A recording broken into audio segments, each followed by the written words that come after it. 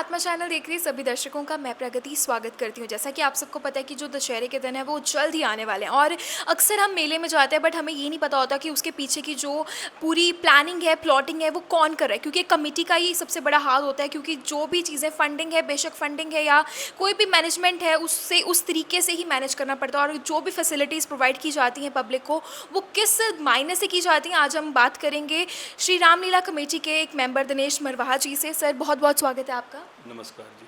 Sir, सबसे पहले तो मैं जानना चाहूँगी, इस मेले को लुधियाना में लगता है, काफ़ी ही पुराना कह लीजिए, बहुत ही पुराना मेला ये लगता है और काफ़ी प्राचीन टाइम से ये चलता आ रहा है। मेरे पापा मम्मा या दादी के टाइम से ये चलता आ रहा है। सो अभी हम देख सकते हैं कि अभी भी मेले की तैयारियाँ शुरू हो चुकी हैं। सबसे पहले मैं जानना चाहूँगी कि यहाँ पे सबसे पहले कार्यक्रम कौन सा किया जाएगा और किस तरीके से शुरू होगा। पहले तो मैं आत्मा चैनल का बहुत बहुत धन्यवाद करता हूँ, जो हमारी इस विशाल उत्सव दशहरा उत्सव को सारी पब्लिक तक पहुँचाने का कार्य कर रहे हैं। मैं आपका बहुत बहुत धन्यवाद करता हूँ। ये जो हमारा दशहरा उत्सव है जी, इसका आरंभ 22 तारीख को श्री रामलीला मैदान में भूमि पूजन के साथ शुरू हो गया। जैसा कि आपने बताया कि आपके मम्मी पापा दादा दादी, ये समझ लो कि जब से ये लुधियाना शहर बना है तब से ही इस रामलीला मैदान में दशहरा उत्सव लगता आ रहा है। सैकड़ों सालों से इसका जो इतिहास है सैकड़ों साल पुराना है। और ये श्री रामलीला कमेटी ही एक ऐसी कमेटी है जो कि पारंपरिक तरीके से इस दशहरा उत्सव को संपन्न कराती है। हमारा उत्सव एक दिन का विजयदशमी त्यौहार मनाना नहीं होता, इसको पूरे 11 दिन का ये उत्सव है। जैसा कि 22 तारीख को हमने भूमि पूजन के साथ इसका आरंभ कर दिया और 30 तारीख को ठाकुर द्वारा नौरिया से में प्राचीन ठाकुर द्वारा नौरिया है, वहाँ पर गणेश पूजन होगा, जिसके साथ ये उत्सव को आगे बढ़ाया जाएगा। जैसे कि नवरात्रों का त्यौहार है विजयदशमी, 3 तारीख को पहले नवरात्रे वाले दिन, जो कि हमारी पुरानी परंपरा है सिंहासन डोला, जो सैकड़ों सालों से चलता आ रहा है, उसका शुभारंभ 3 तारीख को सायं 3 बजे ठाकुर द्वारा नौरिया से शुरू होगा, जिसका उद्घाटन ज्योति प्रचंड आदरणीय विधायक अशोक पराशर पप्पी जी, आदरणीय विधायक मदन लाल बग्गा जी करके अपने कर कमलों से करेंगे और शोभा यात्रा का शुभारंभ करेंगे, जो भिन्न भिन्न रूटों से होते हुए रूपा मिस्त्री गली, शिवाला रोड, चौड़ा बाजार, प्रताप बाजार होते हुए रामलीला मैदान पहुंचेगा। यहाँ पर हमारे आदरणीय श्री राजेश रुद्रा जी, चेयरमैन ग्रीनलैंड स्कूल, वो ध्वजारोहण करके इस कार्यक्रम को आगे बढ़ाएंगे। ये हमारी यात्रा लगातार 11 दिन चलती है जी। रोज़ अलग अलग रूटों से सिंहासन यात्रा ठाकुर द्वारा नौरिया से शुरू होकर रामलीला मैदान आती है। रामलीला मैदान से वापस ठाकुर द्वारा नौरिया जाती है। 11 दिन ही अलग अलग रूट अलग अलग एरिए से होते हुए प्रभु राम भक्तों को दर्शन देते हुए जाते हैं। इसमें एक विशेष होता है 3 तारीख को भगवान राम जी की बारात, जो कि बहुत ही उत्साह के साथ सैकड़ों सालों से मनाई जाती है, जिसमें बहुत ही सुंदर सुंदर झांकियाँ, बैंड बाजे, ताशा पार्टियाँ और अन्य भंगड़ा पार्टियाँ, बाहर से झांकियाँ शामिल होंगी, जिसकी तैयारियां हम लगभग 2 महीने से हमारे साथ में कमल बसी जी, रमन अग्रवाल जी और टीम के तमाम सदस्य हैं, इसकी तैयारियों में जुटे हुए हैं, जिसमें काफ़ी लंबी ये यात्रा होगी। इस यात्रा में विशेष रूप से भव्य चांदी का रथ, जो श्री रामलीला कमेटी के पास दिव्या रथ भगवान राम दरबार हैं, भगवान राम जी की, भगवान लक्ष्मण जी की, माता सीता की और हनुमान जी की चांदी की जो प्रतिमाएं हैं, वो चांदी के रथ पे सवार होकर इस शोभा यात्रा में शामिल होंगी। जो दिव्या रथ भगवान राम जी के जन्म उत्सव पर और भगवान राम जी की बारात पर ही निकाला जाता है, वो इस दिन राम बारात में शामिल होगा, जिसकी महाआरती सीता माता मंदिर के बाहर की जाएगी। उसके साथ ही ये विशाल शोभा यात्रा यहाँ पर संपन्न होगी, जिसका उद्घाटन हमारे आदरणीय मेयर साहब बलकार सिंह संधू जी, सीनियर डिप्टी मेयर आदरणीय श्याम सुंदर मल्होत्रा जी और सनातन धर्म महोत्सव कमेटी के चेयरमैन आदरणीय श्री मदन लाल चोपड़ा जी रथ का उद्घाटन करके इस शोभा यात्रा का शुभारंभ करेंगे। सर इसके साथ ही मैं आपसे पूछना चाहूँगी कि यहाँ पे डोला भी लेके जाया जाता है, बट सिर्फ उसी परिवार को, आपने जैसे कि मुझे बताया था कि एक ही परिवार है जो उनकी पीढ़ी दर ये चीज़ें चलती आ रही हैं, वही लेकर जाते हैं डोले को। तो मैं आपसे ये जानना चाहूँगी कि डोले को लेके जाने का पीछे का क्या महत्व होता है और वही क्यों मतलब लेकर जाते हैं? ये ऐसा है जी, जो सैकड़ों सालों से सनेत गांव के जो परिवार है उसी परिवार के वंशज आगे ये सेवा करते आ रहे हैं। उनके ऊपर भी प्रभु कृपा ही है। कुछ साल पहले हम कमेटी का एक विचार बना था कि हम इसको हाइड्रोलिक स्टैंड बना लें, जिससे इसको सिंहासन को भी आने वाले टाइम में मुश्किल ना हो, भी कंधे पे जगह इसको हाइड्रोलिक मशीन पे चलाया जाए।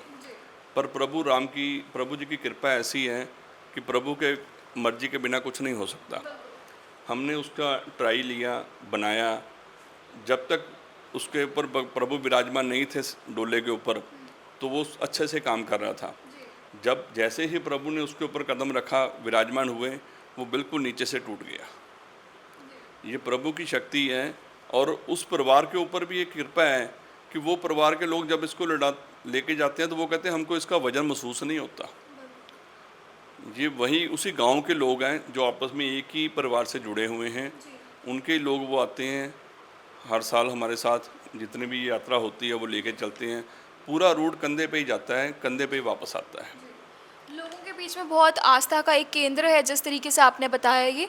इसके साथ ही सर मैं आपसे ये भी जानना चाहूँगी, इस बार मेले में क्या नई चीज़ है? इस बार क्या हमारे दर्शकों को, हमारे कह लीजिए पब्लिक को देखने को मिलेगी कि वहाँ आज ये दरेसी ग्राउंड में आए और मेला का मतलब मेले का आनंद लें? इस साल मेले में जी, ये रामलीला मैदान के जो छोटा मैदान है वहाँ पर श्री अमरनाथ जी की गुफा बनाई गई है विशेष रूप से भक्तों को दर्शन के लिए। कल उसका उद्घाटन हो गया। बहुत से लोग वहाँ दर्शन करने आ रहे हैं, प्रसाद दिया जा रहा है और बहुत ही सुंदर सुंदर झूले, मौत का कुआं, ये किश्ती और नए झूले भी बहुत से लगाए गए हैं, जो कि हमारे कॉन्ट्रैक्टर वो बहुत अच्छे ढंग से इस मेले को संचालन कर रहे हैं। और पुलिस प्रशासन की तरफ से भी हमारा पूरा सहयोग किया जा रहा है। हमारे एसएचओ दलजीत सिंह गिल साहब मेले की पूरी व्यवस्था को, ट्रैफिक व्यवस्था को पूरे सुंदर ढंग से, मतलब कोई दिक्कत ना हो, आने जाने वाले मेला देखने वालों को कोई परेशानी ना हो, पूरी व्यवस्था को देख रहे हैं वो। इसके साथ ही मैं सर उनसे भी पूछना चाहूँगी कि नहीं बोलेगा, वो कहते आपसे पूछ रहे थे। इसके साथ ही सर एक चीज़ और यहाँ आती है कि अक्सर हम देखते हैं कि मेलों में बहुत से फूड कोर्ट्स लगाए जाते हैं, या आप कह लीजिए बहुत सी रौनकें देखने को मिलती हैं। तो आपके हिसाब से जैसे अभी तो रावण बन रहा है, सबसे पहले मैं आपसे ये जानना चाहूँगी कि रावण इस बार कितने फीट का बनाया जा रहा है और किस तरीके से आप रावण को बनाने के लिए कहाँ से टीमें आती हैं यहाँ पे? ये जो हमारे रावण बनाने वाली टीम है जी, ये आगरा से आती है, कई साल से हमारे साथ जुड़ी है। और एक विशेष है, ये मुस्लिम समुदाय के लोग हैं जो हमारे इस कार्य को संपन्न करते हैं और बहुत ही श्रद्धा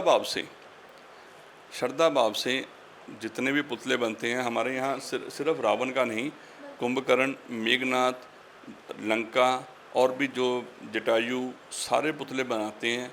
ये बहुत ही मेहनत से बनाते हैं और 1 महीने से ज़्यादा इनको ये टाइम लगता है। सबसे बड़ा जो पुतला होता है वो रामलीला मैदान का ही होता है। लगभग इस साल भी 100 से लेकर 110 फुट का जो पुतला रावण का बनाया जा रहा है। बहुत ही सुंदर कारीगरी करते हैं, रिमोट से चलाया जाता है जी। इसका जो दहन होता है वो हमारे मिनिस्टर साहब और रवनीत बिट्टू जी, एमपी साहब, राजा वरिंग जी और कुलदीप सिंह चाहल कमिश्नर साहब, जितेंद्र जोरवाल जी डीसी साहब, आदित्य डचवाल जी और हमारे एमएलए साहबान, सारे प्रशासनिक अधिकारी यहाँ पर आएंगे और रिमोट के द्वारा इस पुतले का दहन किया जाता है। सर यहाँ पे मतलब बिल्कुल किसी बिना भेदभाव के यहाँ पे सारी बेशक वो पार्टीज अब बिल्कुल साइड कर कर सारे सिर्फ एक धार्मिक कार्य से जुड़ने के लिए यहाँ पहुँचते हैं। सर अगर बात की जाए रावण की दहन की, तो रावण के अंदर जो पटाखे भरे जाते हैं वो आप सेम डे भरते हैं या फिर उसके एक दिन पहले भर दिए जाते हैं? नहीं जी, उसकी पूरी व्यवस्था रावण जलने से कुछ टाइम पहले जी कुछ टाइम पहले ही हम उसके अंदर फिटिंग करवाते हैं, क्योंकि सुरक्षा को ध्यान में रखते हुए, प्रशासन की गाइडलाइन को ध्यान में रखते हुए सारा कार्य किया जाता है। और जिस दिन रावण खड़ा किया जाता है, दशहरे वाले दिन सुबह रात को रावण खड़ा होता है, तो पूरी उसकी सुरक्षा की जिम्मेवारी होती है। पुलिस प्रशासन के बहुत से साथी हमारे साथ सहयोग करते हैं, और जो पटाखे का है वो रावण जलने से कुछ टाइम पहले ही, दहन से पहले ही उसमें फिट किए जाते हैं। सुरक्षा के मद्देनज़र पूरी उसकी व्यवस्था देखी जाती है। इसके साथ ही सर आपसे बात करके हमें बहुत ही अच्छा लगा। जाते जाते मैं आपसे एक चीज़ और पूछना चाहूँगी कि हमें देख रहे बहुत से दर्शक हैं, बेशक वो बच्चे हैं या बेशक वो बड़े हैं, तो आप क्या मैसेज देना चाहेंगे उनको? मेरा लुधियाना वासियों को ये संदेश है कि प्रभु राम के इस उत्सव में, इस मेले में आप सब पधारें। ये उत्सव जो शुरू हो चुका है उसमें आएँ, प्रभु का आशीर्वाद प्राप्त करें, अपने बच्चों को लेके आएँ, मेले में आनंद मानें। और जो हमारी ये 11 दिन की यात्रा है, इसमें शामिल होकर प्रभु का आशीर्वाद प्राप्त करें। इस यात्रा में साथ चलने वाले जो भी साथी होते हैं, प्रभु की उनके ऊपर विशेष कृपा रहती है, ये हमारा मानना है। और जितने भी हमारे ये साथी ये चलते आ रहे हैं इस कार्यक्रम में, सबके ऊपर प्रभु बहुत बहुत आशीर्वाद प्रदान करता है। ये ऐतिहासिक मैदान है, इसमें बालाजी का मंदिर है, हनुमान माला जी का मंदिर बना हुआ है जो कि पंचवटी बनी हुई है। ये दोनों मैदानों में बहुत ही कृपा है। शहर की सारी शोभा यात्राएँ इसी मैदान से शुरू होती हैं, और इस मैदान के ऊपर शिव जी का मंदिर भी है। प्रभु की अपार कृपा है। आप सबसे भी अनुरोध है कि ज़रूर इस बार इस दशहरा उत्सव में शामिल हो गए, प्रभु का आशीर्वाद प्राप्त करें और इस उत्सव को संपन्न कराने में हमारी सबकी मदद करें। मैं एक बार फिर आत्मा चैनल का धन्यवाद करता हूं, जो हमारी इस उत्सव को आप सब श्रोताओं तक पहुँचाने में हमारा सहायक होते हैं। बहुत बहुत धन्यवाद, बहुत बहुत।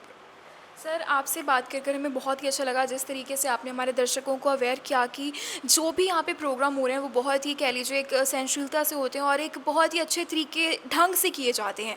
ना सिर्फ कह लीजिए एक मेला, बल्कि एक कह लीजिए इमोशन है। जब भी दशहरा आने वाला होता है उससे पहले बहुत सी हमें तैयारियाँ देखने को मिलती हैं, बहुत से कह लीजिए भव्य तरीके से मेले को जितना भी ग्रैंड बनाया जा सके, कमेटी का उतना ही एक योगदान रहता है कि इस मेले को सफल भी किया जाए।